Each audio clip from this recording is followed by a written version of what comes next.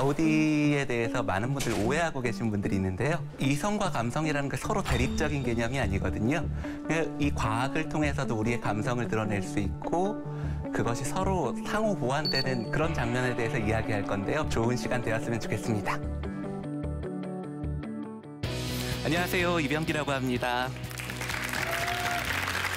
네, 저는 가우디의 모교인 바르셀로나 공과대학에서 건축을 공부했고요. 바르셀로나에서 한 10년 정도 살면서 가우디의 건축을 누구보다 가까운 곳에서 그의 사랑하는 동네를 그리고 그가 사랑하던 음식들, 사람들을 그 햇빛을 느끼면서 건축을 공부했습니다. 그래서 오늘 가우디에 대한 이야기를 해보려고 하고요.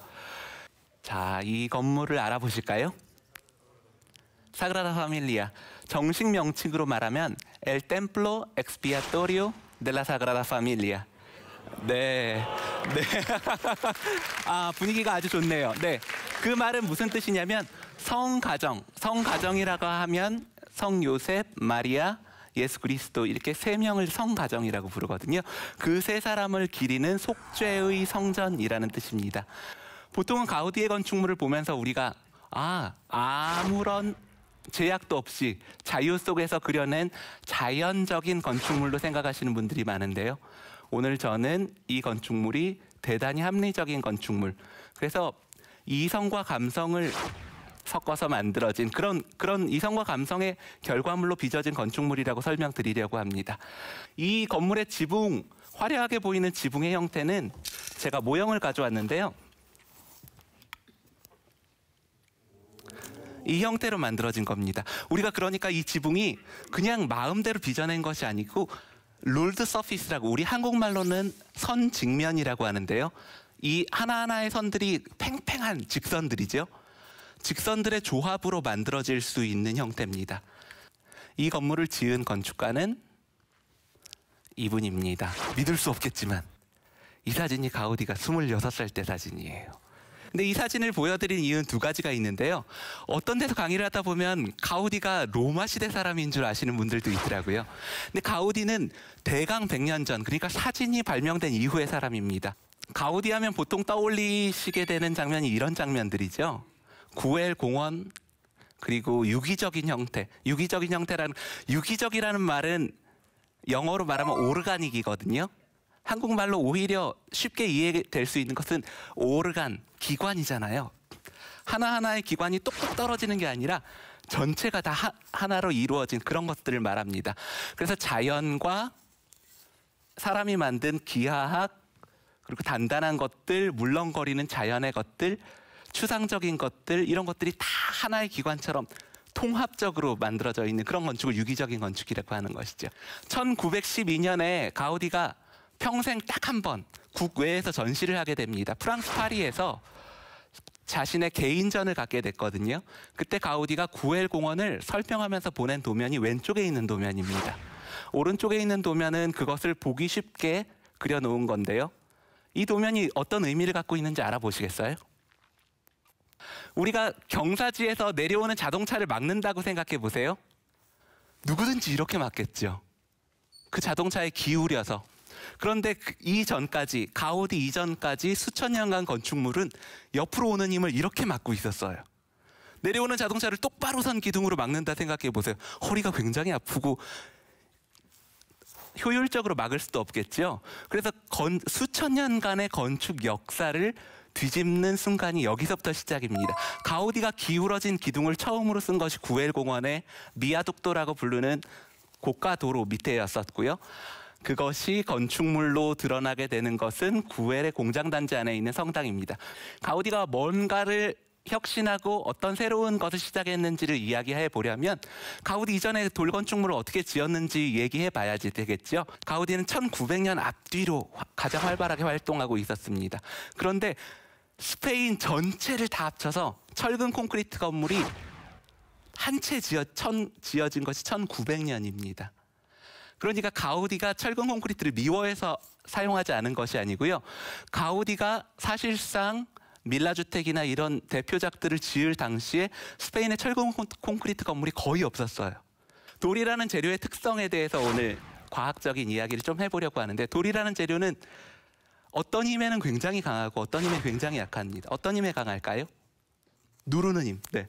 누르는 힘에는 굉장히 강합니다. 어떤 분이 저한테 병기 씨 어떻게 저렇게 높은 성당 100m도 높은 성당이 서 있을 수가 있어요? 그러면 전 전혀 신기하지 않은데요. 히말라야 산을 보세요.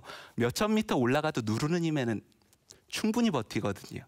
그런데 돌이 약한 힘이 있습니다. 두 가지인데요. 하나는 짧게 치는 힘. 그래서 한마 드릴이라는 게 있는데요. 드릴을 아무리 빠른 속도로 돌려도 벽은 안 깨집니다. 근데 한마 드릴은 0.5mm라도 탁탁탁탁탁탁 이렇게 치면 돌이 쪼개져요. 그래서 돌은 하나는 짧게 치는 힘에 약하고요. 또 하나는 당기는 힘에 약합니다. 우리가 돌을 당길 수 없다고 생각하지만 건축에선 당기는 힘이 너무 많이 사용돼요. 기둥과 기둥 사이 간격이 멀어지면 건축물의 보라고 할 수 있는 가운데 천정에 있는 보는 이렇게 중력에 의해서 기울어지겠죠. 이 모습을 임산부 배가 나왔을 때처럼 생각해 보세요. 임산부 배가 이만큼 나오게 되면 배가 터지거든요. 당겨져서 터지는 거예요. 이렇게 아치 모양으로 반 아치 모양으로 기울어지면 위에는 누르는 힘이 생기고 아래는 당겨지는 힘이 생깁니다. 그래서 아랫부분이 터지거든요.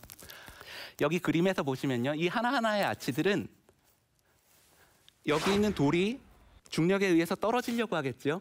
떨어지려고 하면서 옆에를 누릅니다. 옆에 돌을. 이 돌이 떨어지려고 하면서 옆을 밀고 이 돌이 떨어지려고 하면서 옆을 밀고 옆을 밀고 옆을 밀고 그래서 모든 힘을 다 누르는 힘으로 만들어주는 거예요.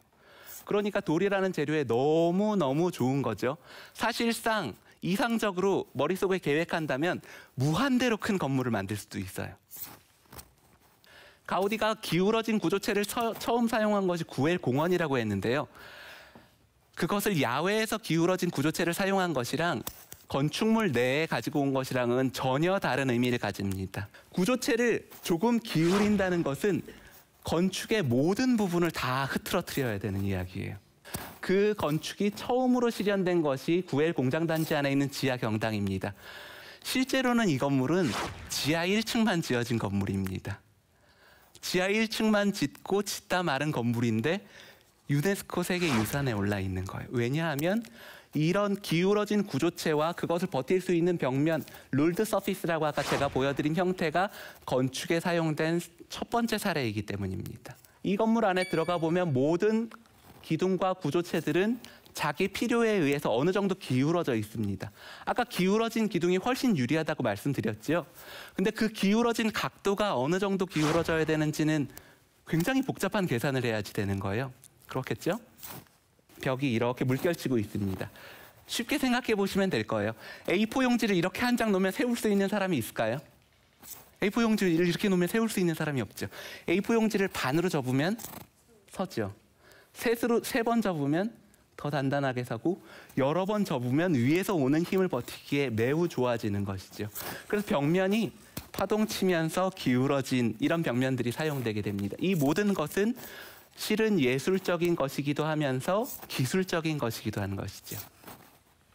바르셀로나에 가장 많이 가로수로 사용되는 나무 중에 하나가 플라타너스 나무인데요. 가우디가 플라타너 하나로 올라가다가 여러 개로 갈라지는 기둥을 어떻게 만들어야 되지 했을 때 자연의 사물들을 보니 하나로 올라가다 여러 갈래로 갈라지는 이 나무가 전혀 아무 이음매가 없는데 거리낌이 없는 거예요. 아, 사람들한테 익숙한 형태 중에도 우리 이 구조적으로 합리적인 형태를 대입할 만한 형태가 있겠구나. 성가정 성당 안에 사용된 제가 처음에 보여드린 그 기둥인데요. 이 앞에 모양은 분명히 플라타너스 나무의 모양을 모사하고 있죠. 이 지붕은 마치 나뭇잎 사이로 빛이 들어오는 숲속을 그린 것 같은, 모사한 것 같은 장면입니다. 하지만 그것을 모사한 형태를 담고 있을 뿐 이 건축물은 극도로 구조적으로 합리적인 건축물이에요. 우리가 가장 밸런스의 기적을 이루었다고 했었던 고딕 성당엔 5m짜리 부벽이 바깥에 다 목발을 짚고 있었거든요. 수십 개가 달려 있어요. 성가정 성당은 170m 높이를 갖고 있는데요. 목발이 단 한 개도 없습니다. 목발이 필요 없는 것이죠. 왜냐하면 위에서부터 오는 힘을 대각선으로 그대로 받고 있으니까요. 우리가 성가정 성당을 그냥 이렇게 관찰자의 입장에서 살펴보면 아, 이것이 어떤 그냥 예술적인 표현, 이라고 생각할 수 있겠지만 또 한편으로 가우디는 계몽주의 이후의 사람이거든요. 굉장히 요즘 사람. 그래서 세상을 합리적으로 파악하는 것이 기본적으로 체득되어 있는 사람이에요. 우리가 처음에 봤었던 이 성가정 성당 이 장면은 이렇게 말씀드리고 싶어요. 이성과 감성으로 빚어낸 건축. 그렇게 생각합니다. 동의하실 수 있는지 잘 모르겠네요. 감사합니다.